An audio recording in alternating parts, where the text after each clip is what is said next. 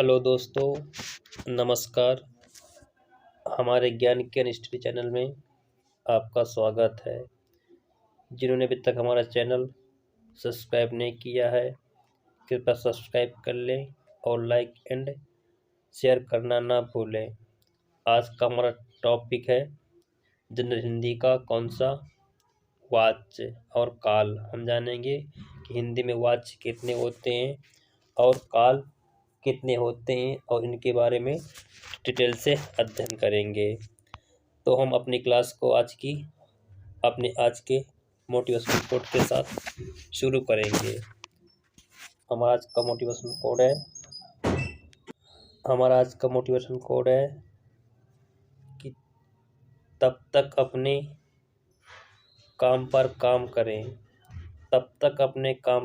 करें जब तक कि आपकी सफलता नहीं हो जाती।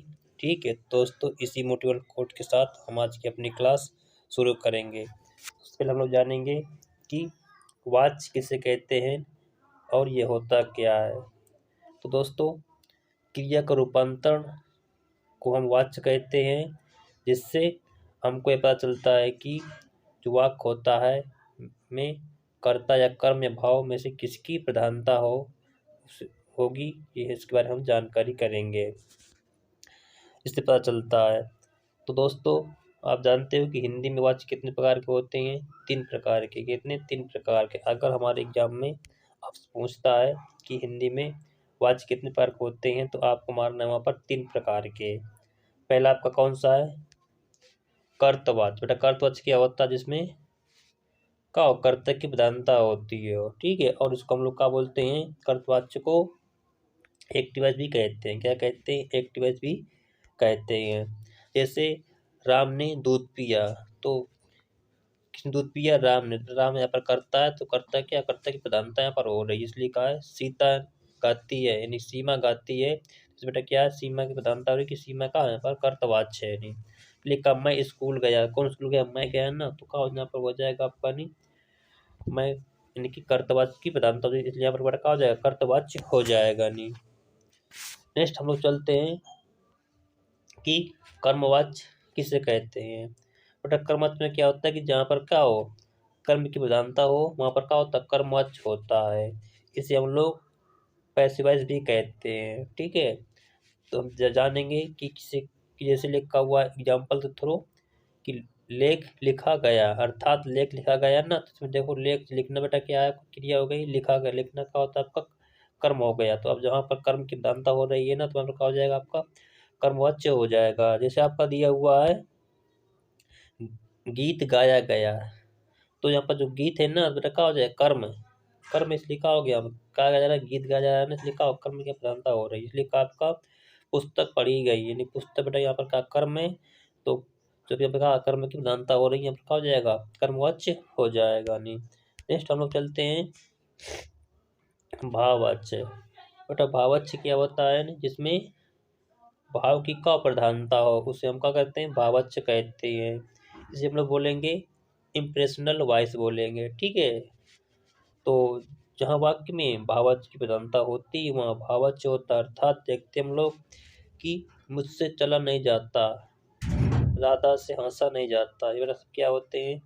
भाववाच्य के एग्जाम्पल होते हैं। यानी कि जो भाव की प्रधानता जिस वाक्य में दर्शाई जाती है वहाँ पर भाववाच्य होता है। नेक्स्ट हम चलेंगे यानी कि टेंस। बेटा टेंस से क्या होता है और काल किसे कहते हैं हम लोग जानेंगे। बेटा क्या होता है? क्रिया के जिस रूप से किसी कार्य करने के समय का पता चलता है, यानी कि क्रिया जिस रूप से किसी कार्य के करने का समय का जो पता चलता है उसे हम लोग क्या कहते हैं? काल कहते हैं। क्या कहते हैं? उसे काल कहते हैं। ठीक है, काल कहा जाता है।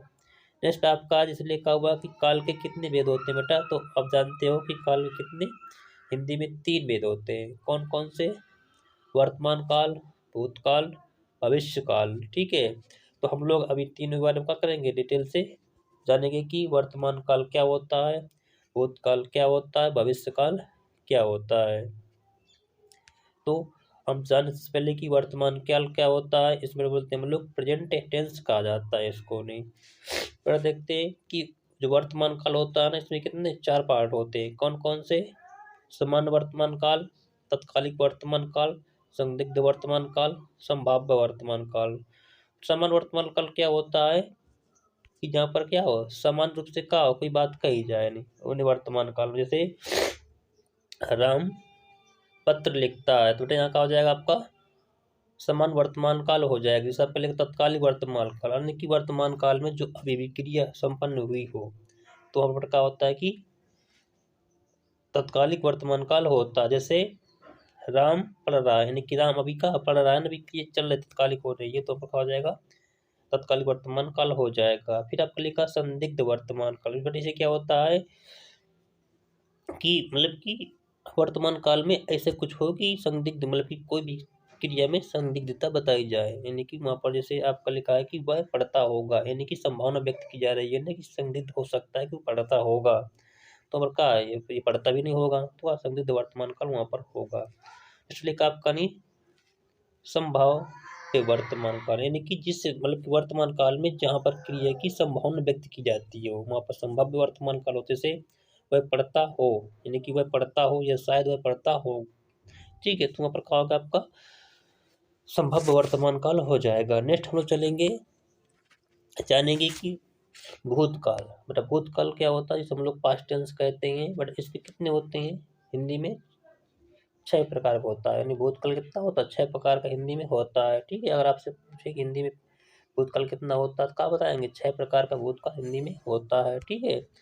तो इसके बारे में हम लोग जानेंगे कि भूतकाल की अलग अलग पार्ट क्या होते हैं, उसके बारे में हम लोग क्या अध्ययन करेंगे। तो बेटा आपका उन्होंने लिखा पहला आपका नहीं कौन सा है, सामान्य भूतकाल, दूसरा आसन्न भूतकाल, तीसरा अपूर्ण भूतकाल, चौथा पूर्ण भूतकाल, फिर पांचवा आपका संदिग्ध भूतकाल, छठा आपका हेतुमत भूतकाल, ठीक है। तो यहाँ पे क्या होते हैं, भूतकाल क्या होते हैं आपके पार्ट हो जाते हैं, ठीक है।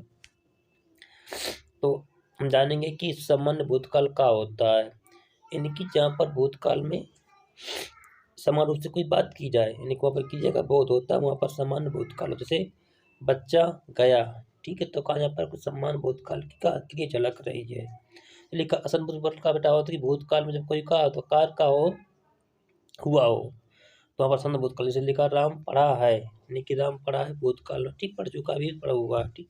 आपका लिखा अपूर्ण भूतकाल, यानी कि भूतकाल में जो कोई कार्य अभी का हो, समाप्त ना हुआ, पूर्ण ना हुआ हो, वहाँ पर क्या होगा, अपूर्ण भूतकाल हो। जैसे श्याम पत्र लिख रहा था, यानी कि श्याम पत्र लिखा था, अभी कहा है कि भूतकाल की जो क्रिया है वहाँ पर क्या अभी काम पूरा नहीं हो पाया है, नहीं लिखा पूर्ण भूतकाल, यानी कि भूतकाल में कहा होगी कार्य पूरा हो चुका हो भूतकाल में। लिखा है श्याम ने पत्र लिखा था, यानी कि श्याम जो पत्र का लिख चुका है, तो वह पूर्ण भूतकाल हो जाएगा। फिर आपको लिखा है संदिग्ध भूतकाल, बेटा क्या होगा, यानी कि मतलब कि संदिग्ध वही हो गया जहाँ पर कि भूतकाल में किसी क्रिया की संदिग्धता बताई जाए, यानी कि बच्चा पढ़ता होगा, यानी बच्चा पढ़ता होगा, तो वहाँ पर संदिग्ध भूतकाल लिखा है आपका हेतुमत भूतकाल। बेटा इसमें क्या होता है कि एक काम शुरू हो, एक काम खत्म होते दूसरा काम का हो स्टार्ट हो जाए, वहाँ पर क्या होता है हेतुमत भूतकाल। इसलिए कहा कि यदि वर्षा होती तो फसल अच्छी होती, यानी कि वर्षा होती तब तो फसल अच्छी होती ना, तो एक काम खत्म हुआ दूसरा काम का स्टार्ट हो गया, वहाँ पर इसलिए क्या हो गया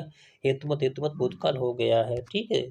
तो अब इसके बाद हम लोग आगे चलेंगे भविष्य काल में। किस चले चलेंगे भविष्य काल, मतलब कि क्या होता है, बट इसमें क्या होता है कि इसे बोलते हैं हम लोग फ्यूचर टेंस कहा जाता है। इसमें कितने होते हैं, 3 टाइप्स होते हैं, यानी कि सामान्य भूत भविष्य, संभाव्य भविष्य और हेतुमत भूत भविष्य होता है, ठीक है। तो इसके बाद हम जानेंगे कि बेटा समान भविष्य क्या होता है, जब का हो कि समान भविष्य मतलब होता है कि जब भविष्य में कोई काम समान रूप से क्रिया का झलक रहा हो, तो उस प्रकार का समान भविष्य होगा। जैसे लिखा है कि राम पढ़ेगा, यानी कि राम भविष्य में पढ़ेगा, तो का है कैसे समान भविष्य हो जाएगा। इसलिए कहा कि संभाव्य भविष्य, यानी कि जब कोई चीज की संभावना व्यक्त की जाए भविष्य में, तो कहा होगा संभव भविष्य हो जाएगी। इसलिए कहा कि संभव है राम पढ़े, तो वहाँ का संभव तब की जा रही है। फिर आपका लिखा हेतुमत भूत भविष्य, यानी कि जहाँ पर काल भविष्य काल में कोई क्रिया खत्म न हो होकर दूसरी क्रिया का स्टार्ट हो जाए, तो वहाँ पर होगा हेतुमत भविष्य हो जाए। इसलिए कहा कि छत्रपति मिले तो राम पढ़े, यानी कि छत्रपति मिलेगी तभी का होगा, राम पढ़ेगा नहीं, ठीक है। यानी कि एक क्रिया खत्म होगी तभी दूसरी क्रिया स्टार्ट होगी, इसलिए कहा हो जाए आपका नहीं संबंध भविष्य हो जाएगा नहीं। तो दोस्तों आज का हमारा टॉपिक यहीं से ख़त्म होता है। काल और वच हमने अच्छे से पढ़ लिया है। अब मैं उम्मीद करूँगा कि हमारे वीडियो देखने के बाद आपको दोबारा कहीं से पढ़ना नहीं पड़ेगा नहीं। और आज का हमारा टॉपिक है यहीं से समाप्त होता है। जिन्होंने अभी तक हमारा चैनल सब्सक्राइब नहीं किया है तो कृपया सब्सक्राइब कर लें और लाइक एंड शेयर करना न भूलें। धन्यवाद।